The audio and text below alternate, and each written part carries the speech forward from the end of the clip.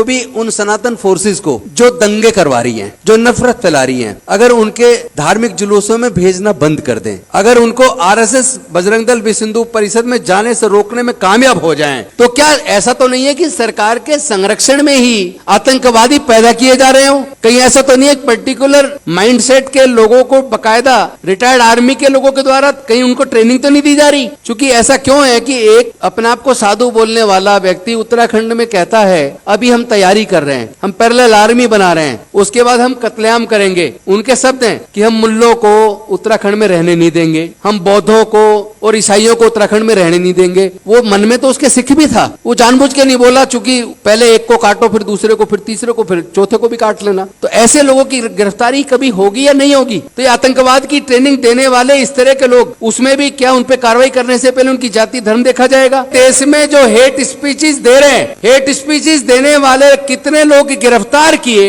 और जो लोग हेट स्पीचेस के मामलों में गिरफ्तार हुए उनकी जाति और धर्म क्या है?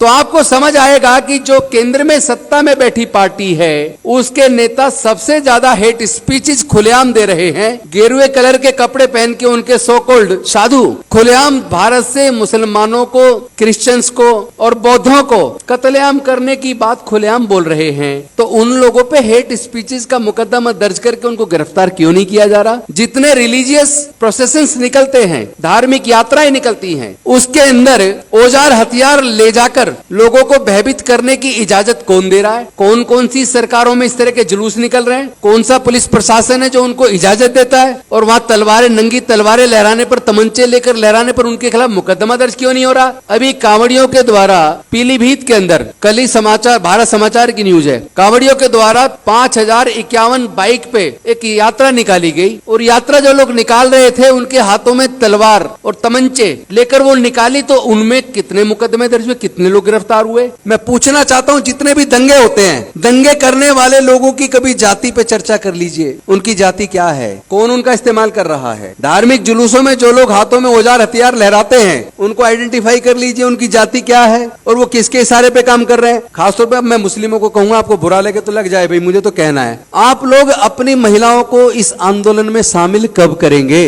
पहली बार आपने शाहीन बाग में किया, नाक में दम हो गया था। आपने संविधान हाथ में लेके शांतिपूर्वक तरीके से ईमानदारी से संगठन चलाया, तो केंद्र सरकार को उल्टा पड़ गया। मतलब उनके लोग वहां औजार हथियार लहराने लगे। उन्होंने उसको तोड़ने के लिए क्या क्या नहीं किया। उन्होंने तो मुस्लिम युवाओं को हेट स्पीच देने के झूठे मुकदमे बनाकर जेल में डाल दिया, और उनको जमानतें नहीं मिल रही है। न्याय है कहां? न्याय की कुर्सी पर बैठने वाले व्यक्ति के चरित्र में अगर न्याय नहीं है, चाहे वो नीचे की जुडिशरी का जुडिशियल ऑफिसर हो, चाहे माननीय सर्वोच्च न्यायालय का जुडिशियल ऑफिसर हो, अगर उसके हृदय के अंदर न्याय की भावना नहीं है तो आप उससे न्याय की उम्मीद मत करना। लेकिन ध्यान रहे, ये लड़ाई विचारधारा की है। इस लड़ाई को औजार हथियार से नहीं लड़ा जा सकता। इस लड़ाई को अगर बुद्धि और विवेक से, ठंडे दिमाग से, शांतिपूर्वक तरीके से, भारतीय संविधान के हिसाब से अगर हम इस लड़ाई को लड़ेंगे तो इसको जीतना बहुत आसान है। ये यूसीसी कहने को नहीं बोल रहे, लेके आ सकते हैं, हालांकि वो प्रैक्टिकेबल नहीं है, चलेगा नहीं। अभी से उन्होंने जैसे हमने कहा, और वो मैं आपसे भी कह रहा हूं, आप इस मुद्दे पर मुस्लिम आगे ना आए प्लीज, आप लोग पीछे रहिए, क्योंकि इसका असर आदिवासी पे बहुत पड़ने वाला है, अनुसूचित जाति पे बहुत पड़ने वाला है, उस पर सिख पे भी पड़ेगा। सिख संगठन इसके आ गया है, दलित संगठन इसके आ गया है, आदिवासी इसके आ गया है, उसके बाद पीछे फिर क्रिश्चियन और मुस्लिम भी पीछे आए। लगना चाहिए कि पूरे देश के लोग नहीं चाहते। क्या आप पगड़ी पहनने पे बैन लगा दोगे? आप हिजाब पे लगा रहे हो, अब पगड़ी पे भी कल को बैन लगाओगे। परसों आप महिलाओं को कहोगे कि आप जींस नहीं पहनेंगी, आप स्कर्ट नहीं पहनेंगी। यानी आपके मन में जो है एक एक करके आप सारी चीजें लागू करोगे, यानी कि देश से संविधान को खत्म करके आप देश में मनुस्मृति लागू करोगे। और जिस दिन देश में मनुस्मृति लागू हो जाएगी, फिर से इस देश के शुद्ध और अछूत जिसकी संख्या लगभग 90% है, उनके पढ़ने लिखने पर फिर से बंदिश लग जाएगी, जैसा लगभग 2-2.5 हजार साल तक लगी रही। फिर से उनके व्यापार करने पर धार्मिक बंदिश लग जाएगी, फिर से उनके संपत्ति रखने पर बंदिश लग जाएगी। तो ये कोई छोटा मोटा मुद्दा नहीं है। ये जो सोचते हैं वो बड़ी चालाकी से उसको लागू कर रहे हैं। इन पे मेजोरिटी हो या ना हो, फिर भी उसको लागू करने में कामयाब हो रहे हैं, क्योंकि इसमें हम लोग की कुछ गलतियां हैं। उन्होंने जब वो अभी कल आपने संसद में बहस सुनी होगी, जिसमें देश के माननीय गृह मंत्री जी कह रहे हैं कि राज्यों राज्यों पे ये चीज लागू नहीं हो सकती। केंद्र शासित प्रदेश पे तो फैसला लेने का अधिकार संसद को है,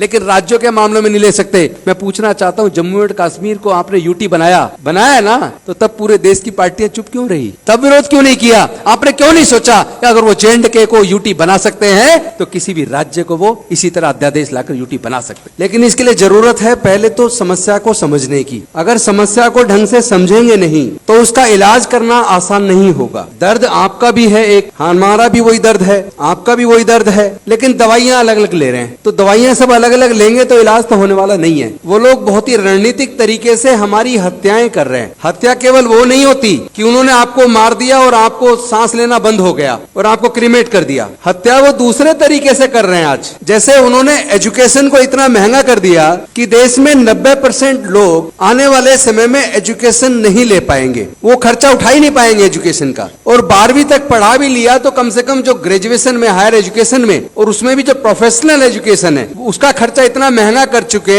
कि भारत में 90% से ज्यादा लोग उस एजुकेशन का खर्चा उठाने में सक्षम नहीं है। उनके परिवारों में इतनी आमदनी नहीं है। दूसरी तरफ उन्होंने इलाज को इतना महंगा कर दिया कि आप अगर गंभीर बीमार हो जाएं तो पैसे के अभाव में आप इलाज नहीं करा पाएंगे, आपका मरना तय है। देश के अंदर न्यायालय हो, चाहे वो सर्वोच्च न्यायालय हो, चाहे उच्च न्यायालय हो, चाहे हायर जुडिशरी हो, चाहे लोअर जुडिशरी हो, या इसके साथ साथ बाकी जो क्षेत्र हैं, आर्मी हुआ, पुलिस हुआ, ब्यूरोक्रेसी हुई, या तमाम तरह की जो शासन की अलग अलग जो किस्में हैं, उसमें उन्होंने उसको भी पोलराइज कर दिया। उसमें भी इतना जहर घोल दिया कि वहां भी आपको न्याय देने से पहले आपकी जाति और धर्म को देखा जाता है। अगर न्याय देने वाला व्यक्ति, न्याय केवल कोर्ट के माध्यम से नहीं होता बल्कि प्रशासन के माध्यम से भी न्याय होता है, तो न्याय देने वाला व्यक्ति अगर मन में यह तय कर ले कि मुझे न्याय केवल पर्टिकुलर धर्म में से भी पर्टिकुलर जातियों को देना है, इसका मतलब वो केवल 12% लोगों को सब कुछ देना चाहते हैं। देश के प्राकृतिक संसाधनों पर भी 10 से 12% लोगों का कब्जा है। देश की हाई कोर्ट, सुप्रीम कोर्ट पर भी 12% का कब्जा है। देश के सारे संसाधनों पर 12% का कब्जा है। और उसमें भी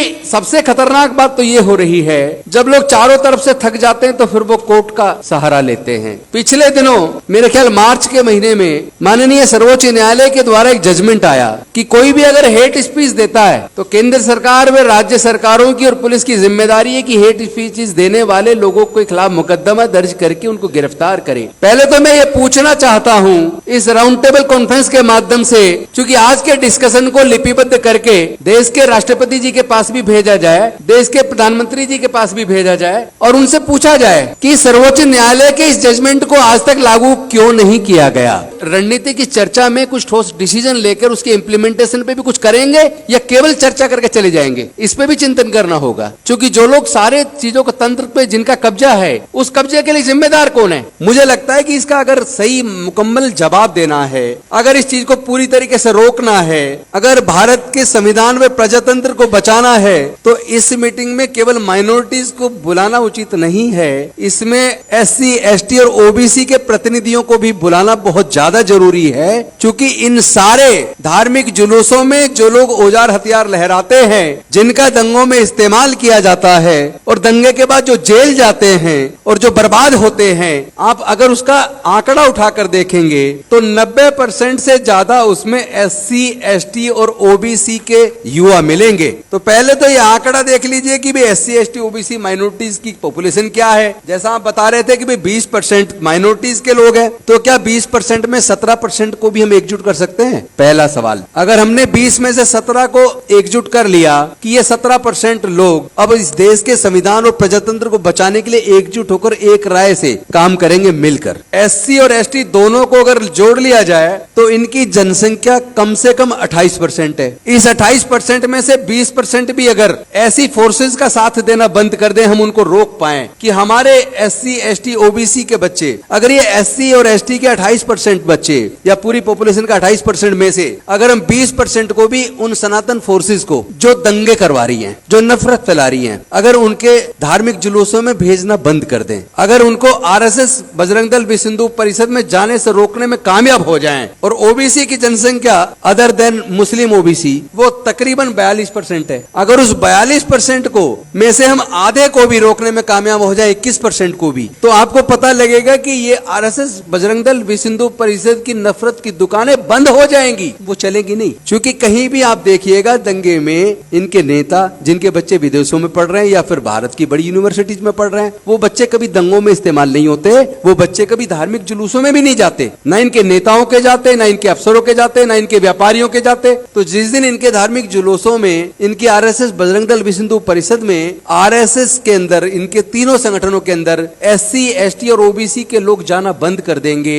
उस दिन इनकी नफरत की दुकान मैं गारंटी के साथ कह सकता हूं बंद हो जाएगी। हम लोग उन पे काम करने की बजाय कि उनको कैसे सुधारें, जो लोग उत्पीड़न कर रहे हैं उस पे काम करने की बजाय हम लोग इस पे काम करें। आप आज ही इस राउंड टेबल कॉन्फ्रेंस में संकल्प कीजिए कि अगर मुस्लिम के साथ जुल्म होगा तो सिख भी, दलित भी, आदिवासी भी, पिछड़ा भी, सब लोग उनके साथ खड़े होंगे। उसी तरह अगर दलित के साथ हो या आदिवासी के साथ हो तो इसका विरोध भी हम सब लोग मिलकर एकजुट होकर, ये टीम जो आज इस सभागार में बैठी है, अगर ये टीम के लोग ही ये संकल्प ले लें कि हम दिल्ली में भी और पूरे देश के गांव-गांव में इस मूवमेंट को, इस मुहिम को और आज की इस राउंड टेबल कॉन्फ्रेंस के मुद्दों को घर घर तक पहुंचाने का संकल्प लेते हैं, मैं दावे के साथ कह सकता हूं 2024 में ये संविधान विरोधी, तानाशाही, नफरत फैलाने वाली सरकार दफन हो जाएगी। आज दिल्ली के लोग उम्मीद ना करें कि आप किसी को भविष्य में चुनेंगे और वो वादा जो आपसे करेगा उसको लागू कर पाएगा, क्योंकि जब पूरी पावर उन्होंने दे दी, मतलब होम मिनिस्ट्री को, उपराज्यपाल के माध्यम से होम मिनिस्ट्री सारे फैसले लेगी, तो दिल्ली में भी कोई चुना हुआ कोई मुख्यमंत्री बन जाए, मंत्री बन जाए, उनकी कोई वैल्यू नहीं है, वो कोई निर्णय नहीं ले पाएंगे। तो ये किसी भी राज्य के साथ हो सकता है, इसलिए हमें भारत के संविधान को ध्यान में रख के और भारत के संविधान को कैसे मजबूती से लागू करवाएं, इस पे एक राय बनाकर आज कुछ एजेंडे आप तय कीजिए और उसके साथ फिर ये भी तय कीजिए कि हम सब लोग अलग अलग धर्म के और जाति के लोग अपने समाज के अंदर नुक्कड़ मीटिंग ले, अपनी कॉलोनियों में, गांव में, बस्तियों में, और वहां इस आज के एजेंडे को वहां भी चर्चा करें, ताकि उनको पता तो चले। आप और हम यहाँ एक दूसरे को भाषण देके चले जाए और आप और हमारे बच्चे वहां गली में मतलब नशा कर रहे हैं या कोई गलत काम में इन्वॉल्व है या अपराध में इन्वॉल्व है और पढ़ने लिखने पे ध्यान ही नहीं दे रहे, तो बर्बादी का कारण हम भी है ना।